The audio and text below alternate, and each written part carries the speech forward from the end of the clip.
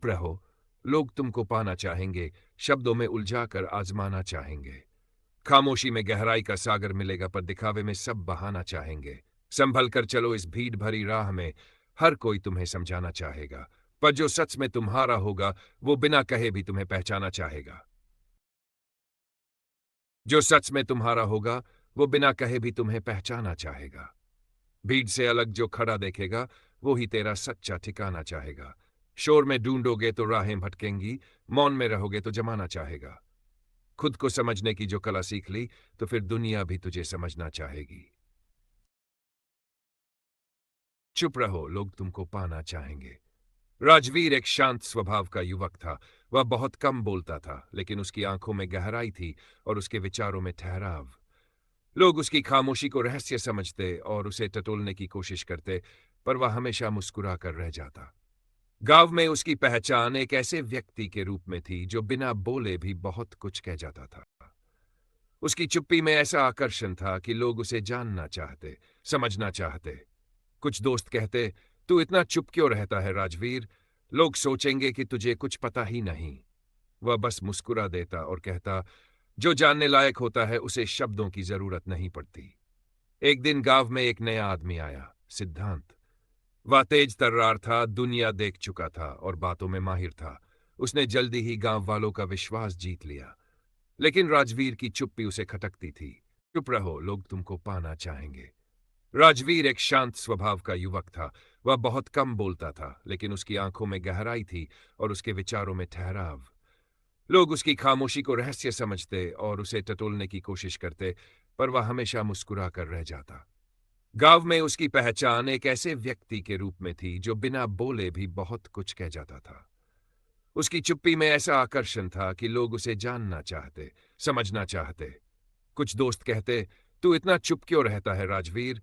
लोग सोचेंगे कि तुझे कुछ पता ही नहीं। वह बस मुस्कुरा देता और कहता, जो जानने लायक होता है उसे शब्दों की जरूरत नहीं पड़ती। एक दिन गांव में एक नया आदमी आया, सिद्धांत। वह तेज तर्रार था, दुनिया देख चुका था और बातों में माहिर था। उसने जल्दी ही गांव वालों का विश्वास जीत लिया, लेकिन राजवीर की चुप्पी उसे खटकती थी।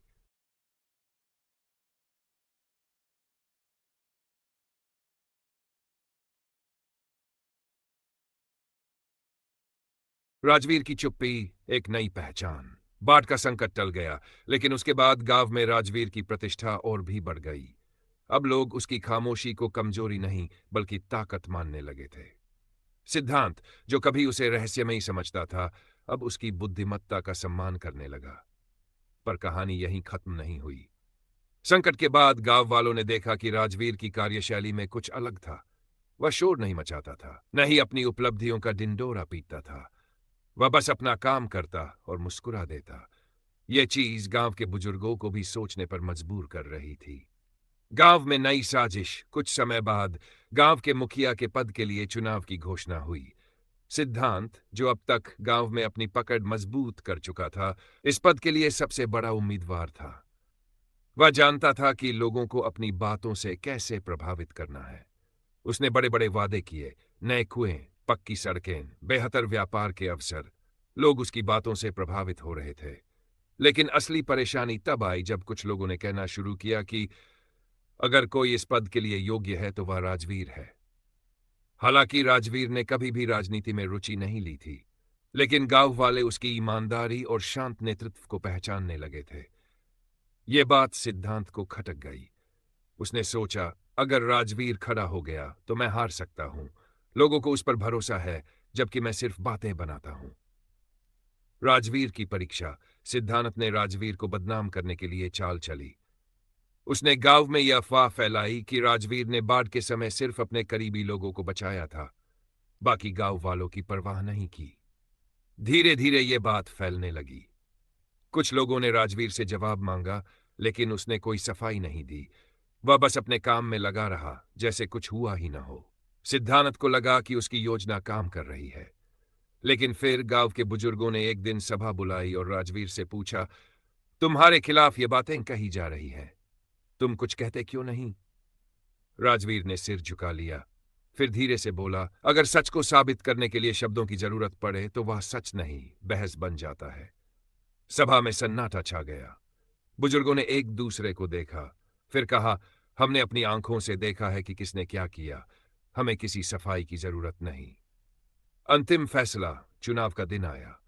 सिद्धानत ने पूरे जोश के साथ प्रचार किया, लेकिन जब नतीजे आए तो सब चौंक गए। गांव वालों ने भारी मतों से राजवीर को अपना नया मुखिया चुन लिया। राजवीर के लिए यह जीत मायने नहीं रखती थी, लेकिन यह गांव के लिए एक सीख थी। सच्चा नेतृत्व शब्दों से नहीं, कर्मों से बनता है। सिद्धानत हार मानकर गांव छोड़कर चला गया, लेकिन जाते जाते उसने एक बात कबूल की। राजवीर, मैंने तुम्हें कम समझा।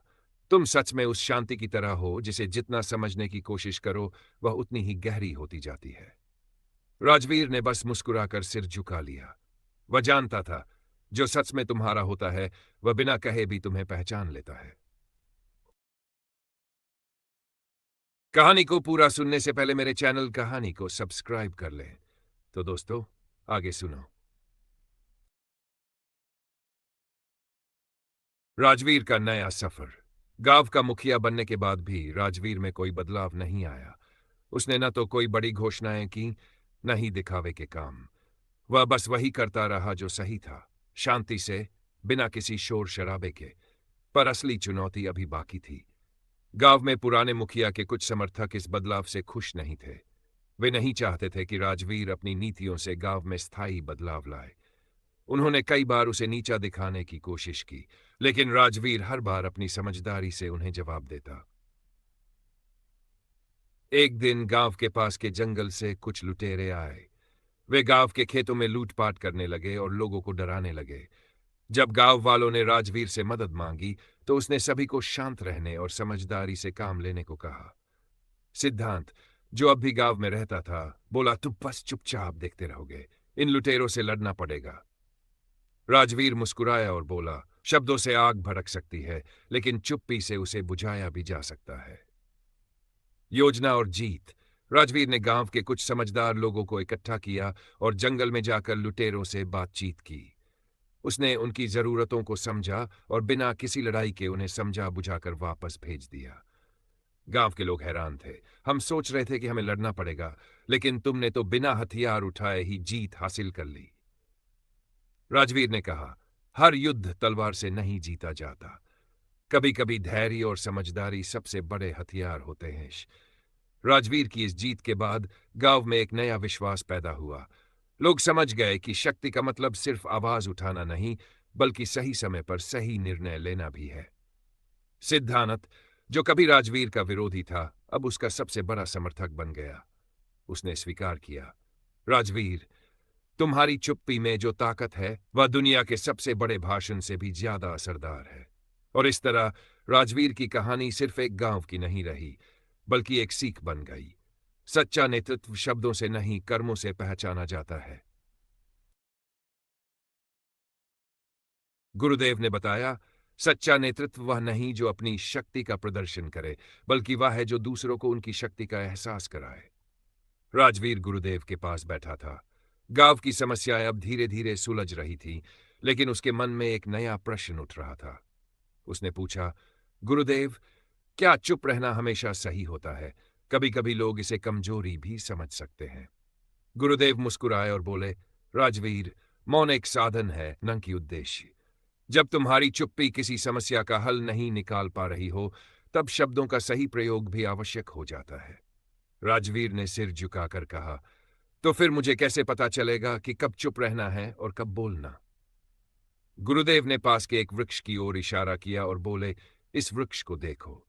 यह तब तक चुप रहता है जब तक आंधी नहीं आती, लेकिन जब हवा इसकी शाखाओं को हिलाती है तो यह सरसराहट से अपनी उपस्थिति दर्ज कराता है। इसका मौन तब तक रहता है जब तक जरूरत नहीं होती, और इसकी आवाज भी तभी आती है जब समय सही होता है। इंसान को भी ऐसा ही होना चाहिए। राजवीर को उत्तर मिल गया था। उसने समझ लिया कि चुप्पी और वाणी दोनों का सही संतुलन ही सच्ची समझदारी है। गुरुदेव ने उसके सिर पर हाथ रखा और कहा, अब तुम सच्चे मार्ग पर हो राजवीर। तुम्हारा मौन तुम्हारी ताकत है, लेकिन जब समय आए तो तुम्हारे शब्द भी उसी तरह असर डालने चाहिए जैसे गहरी शांति के बाद पहली बारिश की बूंदें धरती पर पड़ती है। उस दिन से राजवीर न सिर्फ मौन का बल्कि सही समय पर सही शब्दों का भी महत्व समझ गया। और यही सीख उसे आगे चलकर एक महान मार्गदर्शक बनने में मदद करने वाली थी। गुरुदेव के शब्द राजवीर के हृदय में बस गए थे। उसने समझ लिया था कि कब मौन रहना है और कब शब्दों का प्रयोग करना है। अब वह पहले से अधिक आत्मविश्वासी और स्पष्ट विचारों वाला हो गया था। कुछ समय बाद गांव में एक नई चुनौती आ गई। पास के नगर से कुछ व्यापारी आए और गांव वालों को समझाने लगे कि वे अपनी जमीन उन्हें बेच दें। वे बड़े बड़े वादे कर रहे थे, नई नौकरियां, समृद्धि और आधुनिक सुविधाएं। कुछ गांव वाले लालच में आ गए तो कुछ संशय में थे। राजवीर ने सब कुछ चुपचाप सुना। उसने देखा कि व्यापारी बहुत प्रभावशाली थे और अपनी बातों से लोगों को मोहित कर रहे थे, लेकिन उसे यह भी एहसास हुआ कि वे अपनी असली मंशा छुपा रहे हैं। गांव वालों ने राजवीर से पूछा, मुखिया जी, आप कुछ नहीं कह रहे, क्या हमें यह प्रस्ताव स्वीकार कर लेना चाहिए?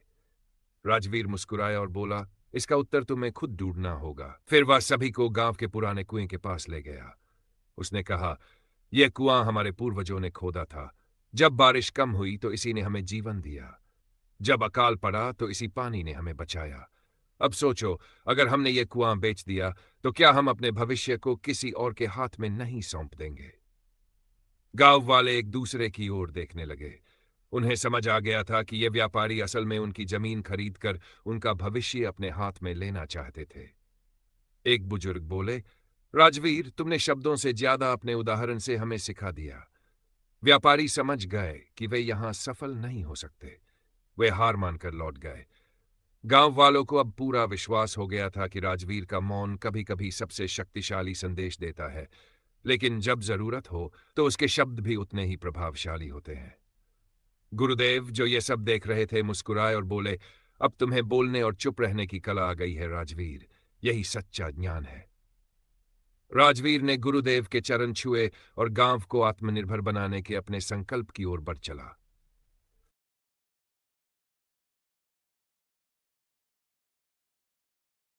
गुरुदेव ने राजवीर को पास बुलाया और कहा, आज तुमने ये सिद्ध कर दिया कि सच्चा नेता वही होता है जो अपनी बातों से नहीं बल्कि अपने कर्मों से लोगों को रास्ता दिखाए।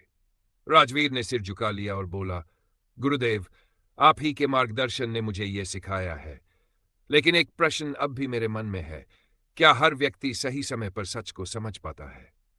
गुरुदेव मुस्कुराए और बोले, नहीं, सत्य हमेशा सबको एक ही समय पर समझ नहीं आता। कुछ लोग तुरंत देख लेते हैं, कुछ समय लेते हैं और कुछ कभी नहीं देख पाते।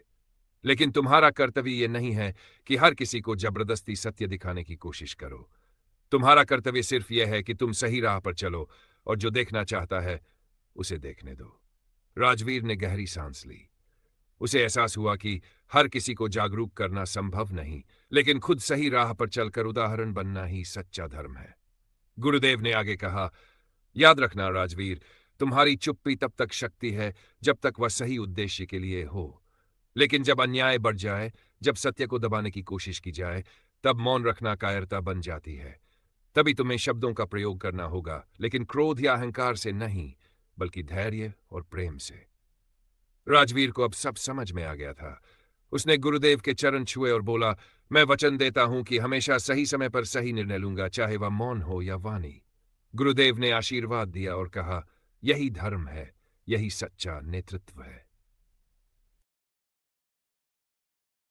गुरुदेव कहते, जीवन में शांत रहो, क्योंकि शांति में ही सबसे बड़ी शक्ति छिपी होती है।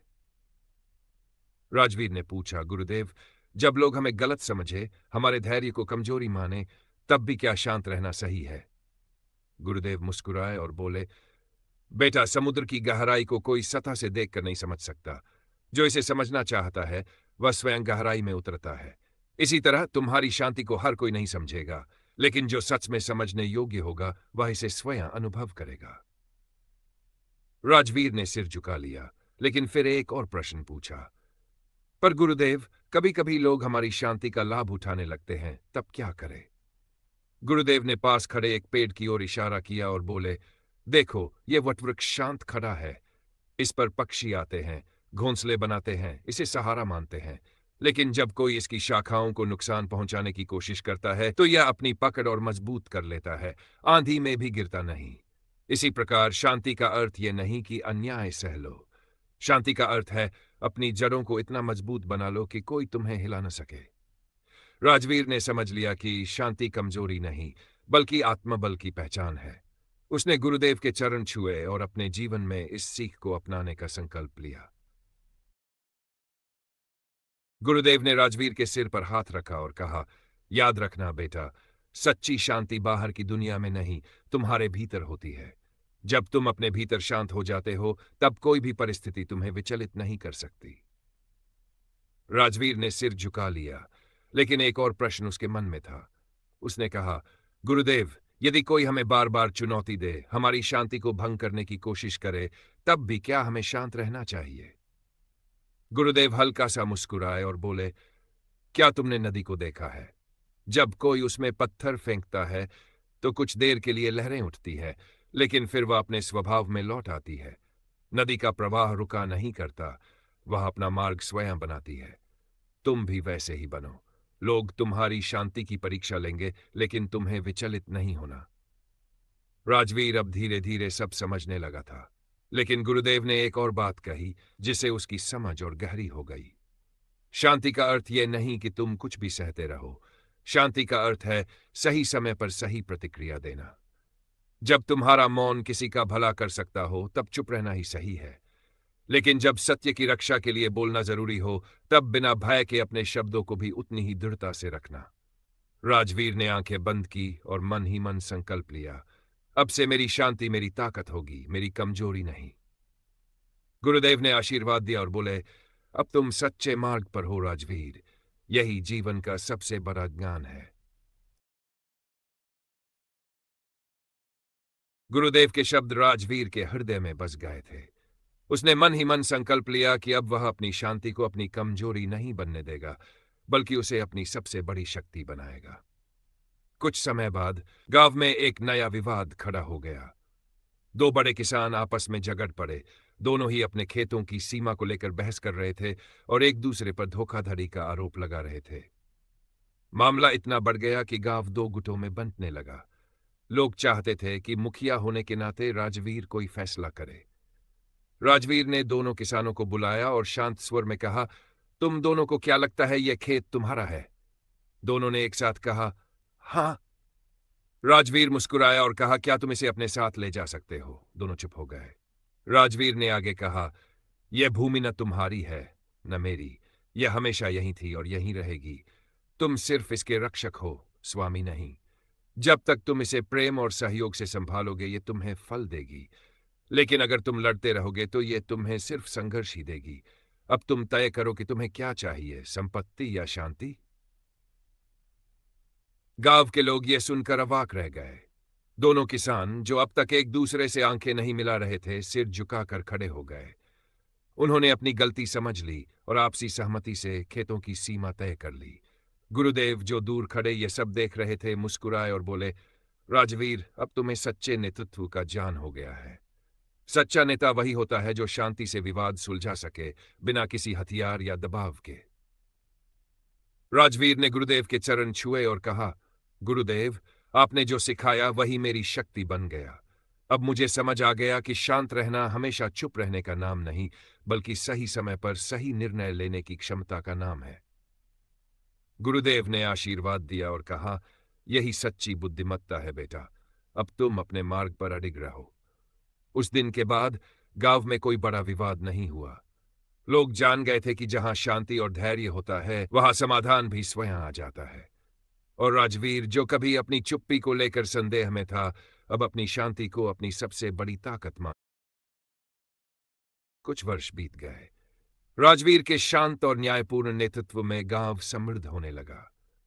लोग अब छोटी छोटी बातों पर झगड़ने की बजाय धैर्य से समाधान खोजने लगे थे। राजवीर की ख्याति दूर दूर तक फैल गई।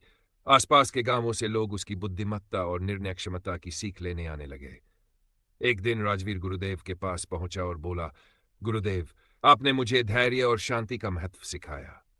अब मैं देख रहा हूं कि गांव में लोग पहले से अधिक समझदार और आत्मनिर्भर हो गए हैं। लेकिन एक प्रश्न अब भी मन में उठता है, क्या हर परिस्थिति में शांत रहना ही सही उपाय है? गुरुदेव मुस्कुराए और बोले, राजवीर, शांत रहना एक गुण है, लेकिन यह निर्जीवता नहीं है। कभी कभी परिस्थितियां ऐसी होती है जहां केवल शांति बनाए रखना पर्याप्त नहीं होता, बल्कि अन्याय के विरुद्ध खड़े होना पड़ता है। राजवीर ने पूछा, तो फिर मुझे कैसे पता चलेगा कि कब शांत रहना है और कब आवाज उठानी है? गुरुदेव उसे पास के जंगल में ले गए और दो वृक्षों की ओर इशारा किया। एक बांस का था जो हवा के साथ झुक जाता था, और दूसरा विशाल वटवृक्ष था जो अपनी जगह अडिग खड़ा था। गुरुदेव बोले, जब आंधी आती है तो बांस झुक जाता है, इसलिए वह टूटता नहीं। लेकिन वटवृक्ष अपनी जड़ों की मजबूती के कारण अडिग रहता है, इसलिए उसे भी आंधी हिला नहीं पाती। जीवन में कभी कभी हमें बांस की तरह झुककर शांति बनाए रखनी चाहिए, और कभी कभी वटवृक्ष की तरह अडिग रहकर अन्याय के विरुद्ध खड़ा होना चाहिए। राजवीर को अब सब समझ आ गया था। उसने सिर झुका लिया और कहा, गुरुदेव, मैं वचन देता हूं कि अपनी शांति को कमजोरी नहीं बनने दूंगा, और जब सत्य की रक्षा के लिए खड़ा होना होगा तो निडर होकर खड़ा रहूंगा। गुरुदेव ने आशीर्वाद दिया और कहा, अब तुम्हें पूर्ण ज्ञान हो गया राजवीर। यही सच्चा धर्म है, शांति और साहस का संतुलन। उस दिन के बाद राजवीर का नेतृत्व और भी प्रभावशाली हो गया। वह अब जानता था कि कब मौन की ताकत से समस्याएं सुलझानी है और कब दृढ़ता से अन्याय का सामना करना है। और इस संतुलन ने उसे केवल एक मुखिया ही नहीं, बल्कि एक सच्चा मार्गदर्शक बना दिया। राजवीर के निर्णयों में अब और अधिक परिपक्वता आ गई थी। उसकी समझ, धैर्य और साहस ने गांव को एक नई दिशा में पहुंचा दिया था। लेकिन जीवन हमेशा परीक्षा लेता है, और राजवीर के धैर्य की सबसे बड़ी परीक्षा अभी बाकी थी। एक नई चुनौती। एक दिन गांव में कुछ अजनबी लोग आए। वे खुद को राजा के दूत बता रहे थे और गांव के सबसे उपजाऊ खेतों पर अधिकार जमाने की बात कर रहे थे। उनका कहना था कि यह जमीन अब राजकीय आदेश से राजा की संपत्ति होगी और गांव वालों को इसे खाली करना पड़ेगा। गांव में हलचल मच गई। लोग डर और गुस्से के बीच झूल रहे थे। कुछ ने विद्रोह करने की बात कही तो कुछ ने हार मानने का निर्णय कर लिया। सबकी नजरें अब राजवीर की ओर थी। राजवीर ने शांति से दूतों की बात सुनी और कहा, हम इस गांव के लोग हैं।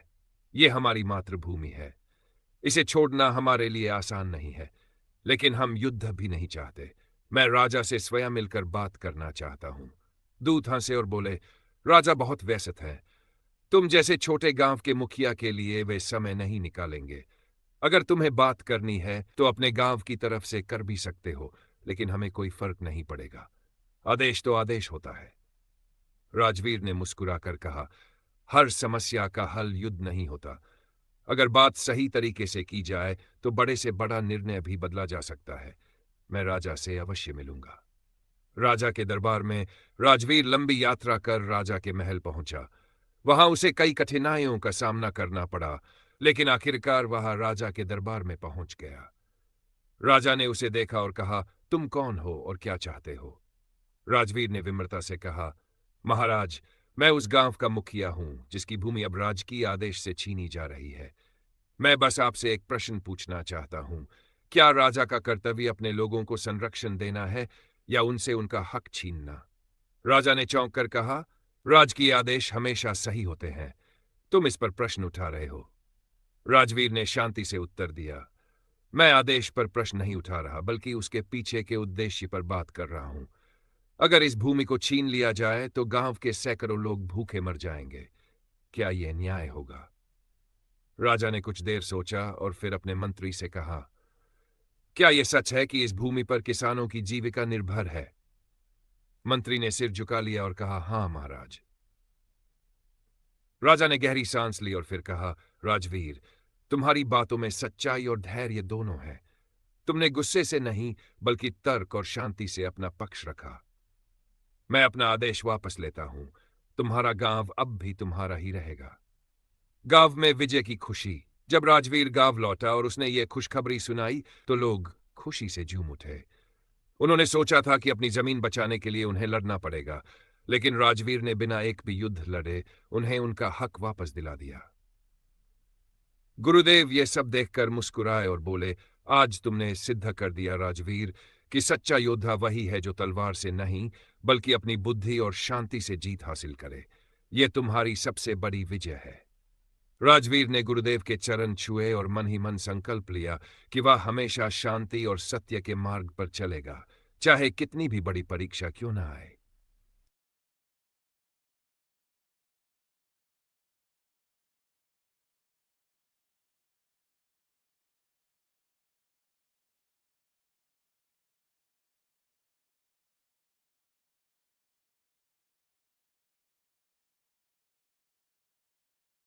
तो दोस्तों, कैसी लगी ये कहानी?